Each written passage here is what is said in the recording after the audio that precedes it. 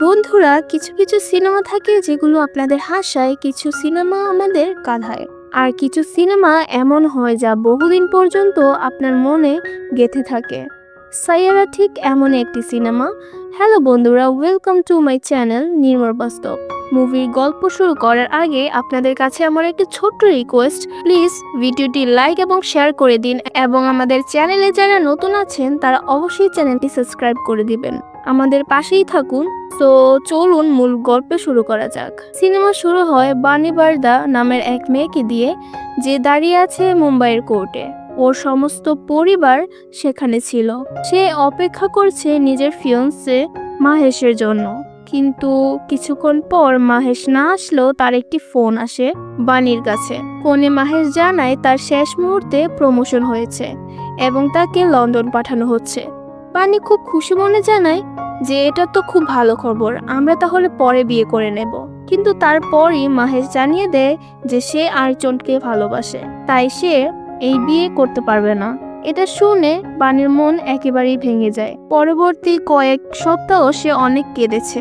ধীরে ধীরে তার পরিবার তাকে আগের অবস্থায় ফেরানোর চেষ্টা করে, কিন্তু 6 মাস কেটে গেলেও বানি এখনো মাহেশকে ভুলতেই পারছে না। এদিকে আমরা জানতে পারি যে বানির লেখালেখির প্রতি ভালোবাসা রয়েছে।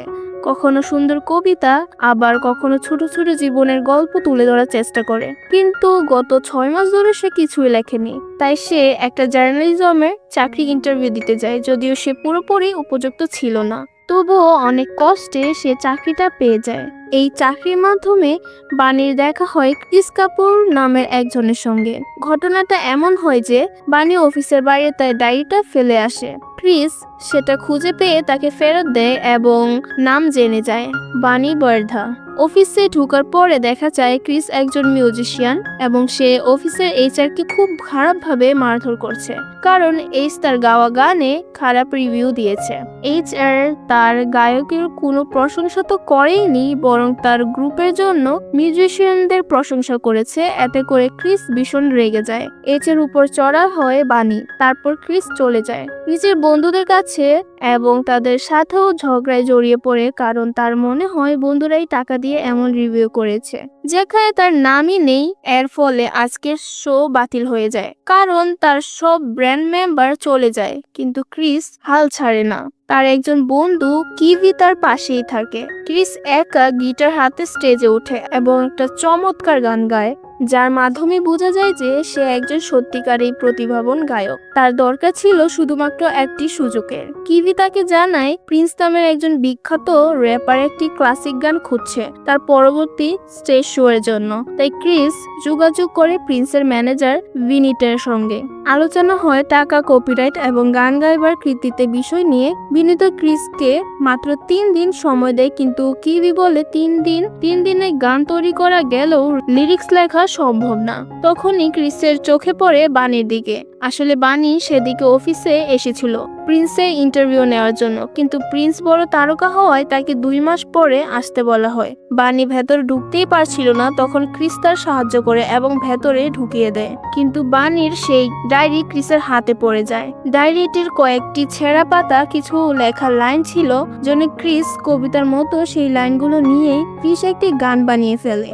যদিও এই ছেঁড়া পাতায় মাত্র 2-4টি লাইন লেখা ছিল, তবুও ক্রিস তখন তা গিয়ে তোলে। প্রিন্স গানটি শুনে মুগ্ধ হয়ে যায়। সে জানায় এই গানটি একটি ফুল ভার্সন সে চায়। তখন ক্রিস বানিকে বলে, তুমি এই গানটা পুরোটা লিখে দাও, আর গানটা রিলিজ হওয়ার আগে সে বানির প্রিন্সের ইন্টারভিউ নেওয়ার সুযোগ করে দেবে, যেটার জন্য বানিও রাজি হয়ে যায়।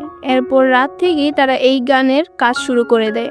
বানি ক্রিসের স্টুডিওতে আসে এবং লিরিক্স লেখার চেষ্টা করতে থাকে, কিন্তু কিছুতেই লিখতে পারছিল না। তার ভেতরে একটি অস্থিরতা কাজ করছিল। ক্রিস অপেক্ষা করছিল কখন সে লেখাটি শেষ করবে। বানি বলে, সব গান হুট করে লেখা যায় নাকি? কিছু বিশেষ গান থাকে যেগুলো লিখতে সময় লাগে। যখন যখন আমরা কোনো সুন্দর গান শুনি, তখন সেই গানের সঙ্গে আমাদের ব্যক্তিগত মুহূর্তগুলো মনে পড়ে। সেই গানগুলো আমাদের মন ছুঁয়ে যায়। কিন্তু এই গান লেখার এত প্রেসার যে আমি লিখতেই পারছি না। এই কথা শোনার পর ক্রিস তাকে নিয়ে যায় একটি ছোট্ট ক্রিকেট কোর্টে। সেখানে সে বুঝিয়ে বলে ক্রিকেটেও চাপ থাকে। ধরো ইন্ডিয়া পাকিস্তান ম্যাচে শেষ বলে 5 রান দরকার, তখন সে ব্যাটসম্যান খেলতে তার উপর কত চাপ থাকে, তবুও সে সেই চাপ সামলে ছক্কা মারে। ক্রিস এসব উদাহরণ দিয়ে বানিকে মোটিভেট করে। বানির মনেও তখন কিছু আইডিয়া আসতে শুরু হয়। সে অবশেষে গানের লাইন লেখা শুরু করে, আর যতই সে লেখে ক্রিস সেগুলো সুর বাঁধে। এভাবেই ধীরে ধীরে গানটি প্রায় শেষ পর্যায়ে পৌঁছে যায়। তখনই দেখা যায় ক্রিসের বাবা একজন ভয়ানক মোদি। প্রায়ই লোকজনের সঙ্গে সে মারামারি করে, আর পুলিশ তাদের বাড়িতে চলে আসে।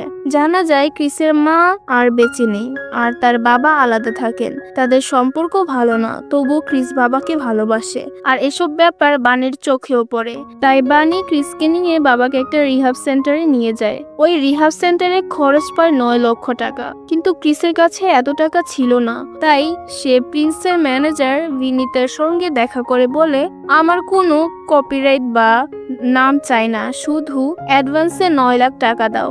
ভিনিত এতে রাজি হয়ে যায়। এরপর তার ক্রিসের বাবাকে রিহাব ভর্তি করায়। এরপর হয় প্রিন্সের স্টেজ শো, কিন্তু সেই গানে কোনো জায়গায় ক্রিসের নাম নেই, না আছে কোনো কপিরাইট। তবু ক্রিস সেখানে উপস্থিত হয় অনুষ্ঠানে। অনুষ্ঠান স্থলে অনেক ভিড় ছিল, আর সবাই গানটি খুব পছন্দ করে। সেখানে বানিও আসে, কারণ সে জানতো ক্রিস অবশ্যই আসবে। তো এর মাঝে তারা একে অপরকে খুঁজে পায় এবং জড়িয়ে ধরে, কারণ শুধু তারাই জানে এই গানটার জন্য তারা কত পরিশ্রম করেছে। এরপর থেকে তারা একসঙ্গে জীবন উপভোগ করতে থাকে এবং ধীরে ধীরে একে অপরকে ভালোবেসে ফেলে। কয়েকটা সুন্দর দিন কাটানোর পর ক্রিস একদিন বানিকে নিজের পুরনো বন্ধুদের কথা বলে, যাদের সঙ্গে তার ঝগড়া হয়েছিল কয়েক মাস আগে। ক্রিস জানায় সে কেবল একজন গায়ক, তার লিরিক্স লেখার জন্য বানি আছে ঠিকই, কিন্তু তার মিউজিক প্লে করার মতো কোনো ক্রু মেম্বার নেই। তখন বানি তাকে মোটিভেট করে। সে বলে, তোমার বন্ধুদের দরকার, ওদের ছাড়া তুমি নিজেই তো কিছুই করতে পারবে না। এই কারণে ক্রিস তৎক্ষণাৎ নিজের সব পুরনো মেম্বারদের কাছে গিয়ে তাদের কাছে ক্ষমা চায়। সে বলে, এবার আমার এমন কিছু করব যা অনেক বড় হবে, কারণ আমাদের কাছে এমন কিছু আছে যার মাধ্যমে আমরা অনেক ভালো গান তৈরি করতে পারবো। এরপর থেকে বানি ব্র্যান্ডের সঙ্গে কাজ করা শুরু করে এবং সে দারুণ সব লিরিক্স লেখা শুরু করে দেয়। এখন তারা মিলে গান তৈরি করতেও শুরু করে দেয়। এই নতুন গানের জন্য ক্রিস ও তার টিম খুব পরিশ্রম করে। অবশেষে গানটি যখন রেকর্ড করে ইউটিউবে আপলোড করা হয়, তখন সেটি প্রথম দিনেই ভাইরাল হয়ে যায় এবং এই গানের সাফল্য পুরো কৃতিত্বে যায় বানির ঝুলিতে। কারণ গান তো আগেও বানাচ্ছিল, তারা কিন্তু ভাইরাল হতো না, তাদের ভালো লিরিক্স রাইটার ছিল না। এখন বানির লেখা গান ভাইরাল হওয়া তারা সবাই আনন্দে উদ্বেল্য হয়ে যায়। বানি আর ক্রিস তখন একে অপরকে আরো কাছাকাছি চলে আসে, আবেগে একেবারেই সংযুক্ত হয়ে পড়ে। একদিন যখন ক্রিস বানিকে তার বাড়ি পৌঁছে দিতে আসে, তখন বানির পরিবার তাদের একসঙ্গে দেখে ফেলে। তারপর বানির মা প্রচন্ড রেগে গিয়ে বানিকে বকাঝকা করে, কারণ কয়েক মাস আগেই সে ডিপ্রেশনের মধ্যে দিয়ে গেছে। বানির মা জানায়, তখন তুমি ডিপ্রেশনে ছিলে, তখন পুরো পরিবার তোমার সঙ্গে কষ্ট পেয়েছে। এবার যদি তুমি আবার কোনো ভুল সিদ্ধান্ত নাও, তবে আমরা কেউ আর সেটা নিতে পারবো না। এই কথাগুলো ক্রিসও শুনে ফেলেছিল, কারণ সে বানির ব্যাগ ফেরত দিতে এসেছিল। সে সব কথা শুনে স্তব্ধ হয়ে যায়। অন্যদিকে এত সব কথা শুনে বানি গান হারিয়ে ফেলে। তাকে সঙ্গে সঙ্গে হাসপাতাল নিয়ে যাওয়া হয়। ক্রিসও ছুটে আসে হাসপাতালে, কিন্তু বানির মা তখন রেগে আছে। তিনি ক্রিসকে বলেন, তুমি যদি ওকে সত্যি ভালোবাসো তাহলে বিয়ে করো, না হলে পুরোপুরি তার থেকে দূরে সরে যাও। এবার কিন্তু আমি আর কিছু সহ্য করতে পারবো না। এই কথা শুনে ক্রিস হাসপাতালে বানির সামনে এসে বলে, চলো আমরা বিয়ে করি। কিন্তু বানি তখন বলে, বিয়ে এত সহজ নয়, এটা অনেক বড় একটা দায়িত্ব। এখনো তোমার সুপারস্টার হওয়া জরুরি। বিয়ে তো আজকাল যে কোনো সময় করা যায়, কিন্তু তোমার স্বপ্নগুলো পূরণ হওয়া দরকার। আমি চাই না তুমি তোমার স্বপ্নের জায়গায় আমাকে বসাও, কারণ তোমার ভবিষ্যৎ অনেক উজ্জ্বল। এরপর 2 দিন পর বানি হাসপাতাল থেকে ছাড় পায়, সে সুস্থ হতে থাকে। অন্যদিকে ক্রিস যায় গোয়া তার বন্ধুদের সঙ্গে, কারণ তারা একটি ট্রাভেল ভিডিও শুট করতে যাচ্ছিল। গোয়ায় গিয়ে তারা দেখে যে তাদের ভিডিও ভাইরাল হয়ে গেছে, চারদিক থেকে মানুষ তাদের ঘিরে ফেলেছে, অর্থাৎ ক্রিস এখন সত্যিকারের সুপারস্টার। একদিকে হাসপাতাল থেকে ছাড়া পেলেও বানিকে আবার কিছু টেস্টের জন্য ডাকা হয়। তখন টেস্ট রিপোর্ট থেকে জানা যায় বানির অ্যালজাইমার হয়েছে। ধীরে ধীরে সে সবকিছু ভুলে যাচ্ছে। বানি নিজেও লক্ষ্য করছিল যে ভুলে যাচ্ছে অনেক কিছু, কিন্তু সে জানতো না এটা অ্যালজাইমারের লক্ষণ, আর এই রোগের কোনো চিকিৎসাও নেই। ডাক্তার তাকে বলে, এখন থেকে তোমার খুব সাবধানে থাকতে হবে। প্রথমেই পরিবারকে বলতে হবে কিন্তু এই কথাগুলো শুনে বানির পুরোপুরি ভেঙে পড়ে। তখনই ক্রিস এসে উপস্থিত হয়। সে বানিকে জানায়, আমি এখন সুপারস্টার, গোয়ায় মানুষ আমাকে অনেক ভালোবাসা দিয়েছে। বানি চায় তাকে অ্যালজাইমারের কথা বলতে, কিন্তু ক্রিসের এই খুশি দেখে সে কিছুই বলতে পারছে না। পরদিন বানি অফিসে জয়েন করে, কিন্তু মাথার মধ্যে শুধু একটাই কথা ঘুরতে থাকে, অ্যালজাইমার। অফিসে সে মাহেশকে দেখতে পায়। মাহেশকে দেখে তার পুরনো স্মৃতি সব ফিরে আসে, কিন্তু সে কিছুই বলে না। এরপর সে ক্রিসের কাছে যায়, আর ক্রিস জানায়, আমার এখন দিল্লিতে একটা কনসার্ট করতে হবে বন্ধুদের সঙ্গে। এটা আমাদের জীবনে সবচেয়ে বড় সুযোগ। কিন্তু এখানেও বানি এখনো কিছুই বলেনি ক্রিসকে তার রোগ সম্পর্কে।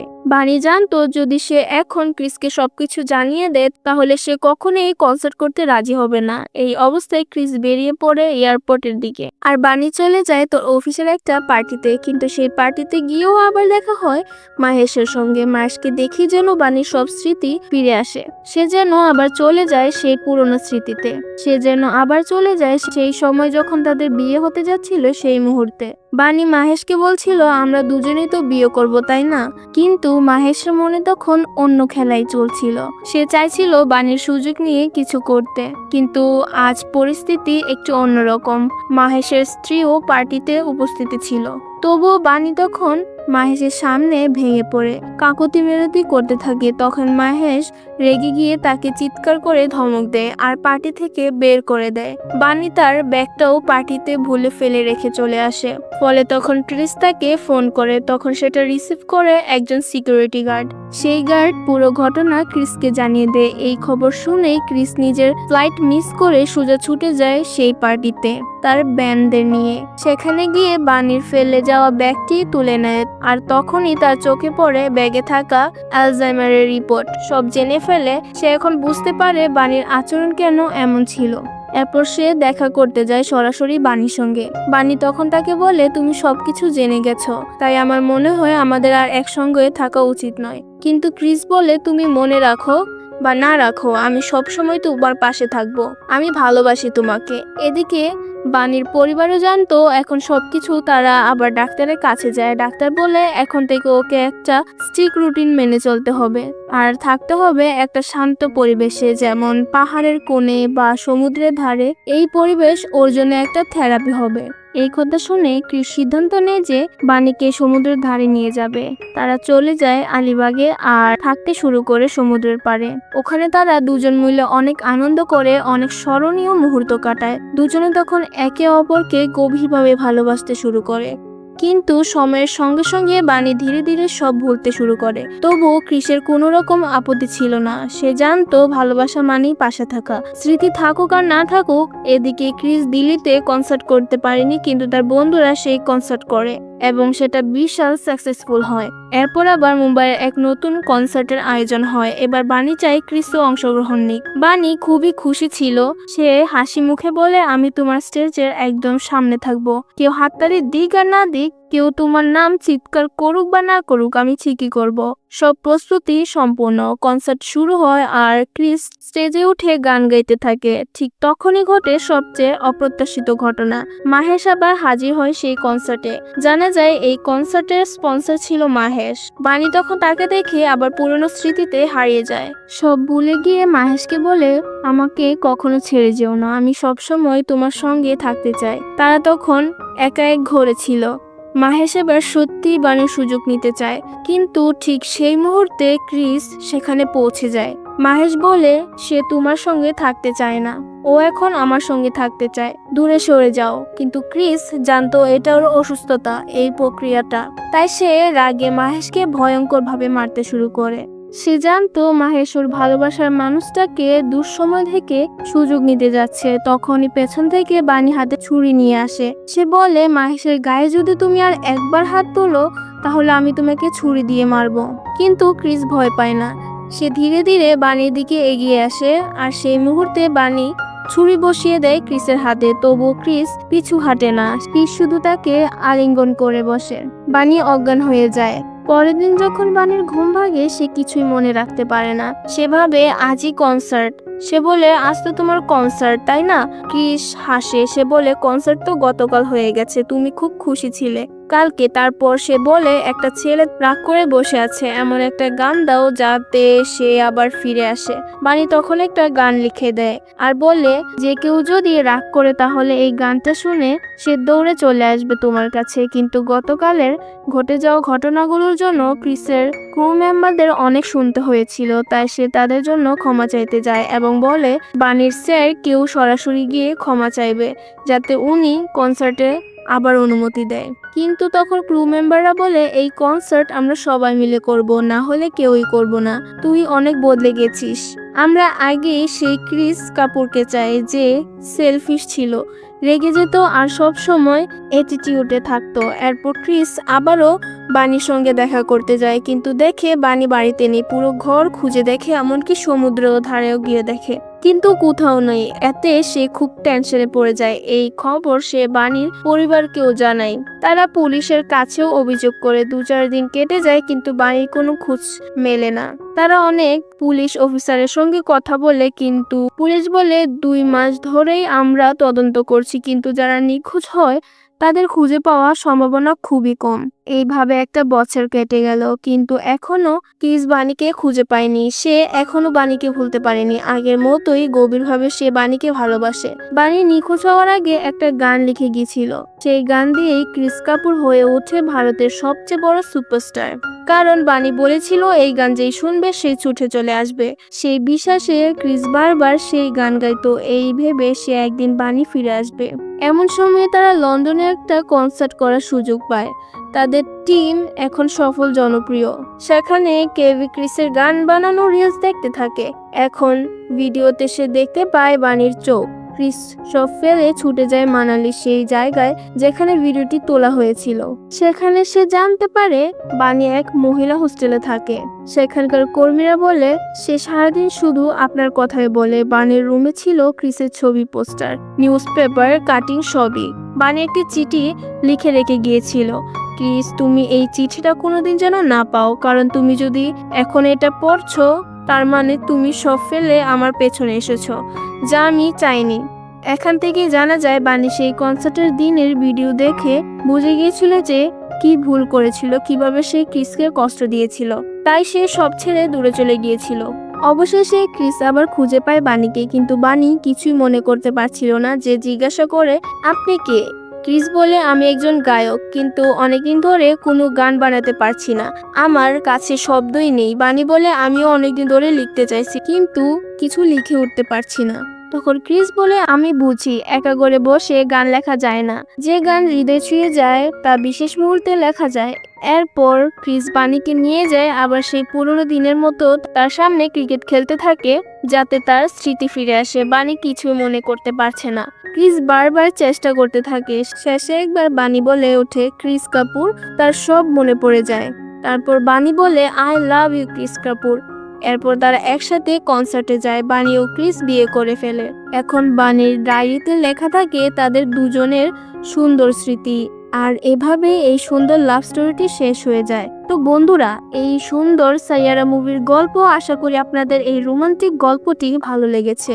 যদি আমার ভিডিও এক্সপ্লেনেশন আপনাদের কাছে ভালো লেগে থাকে তাহলে ভিডিওটি লাইক এবং শেয়ার করে দিন এবং আমাদের চ্যানেলটি সাবস্ক্রাইব করে দিবেন।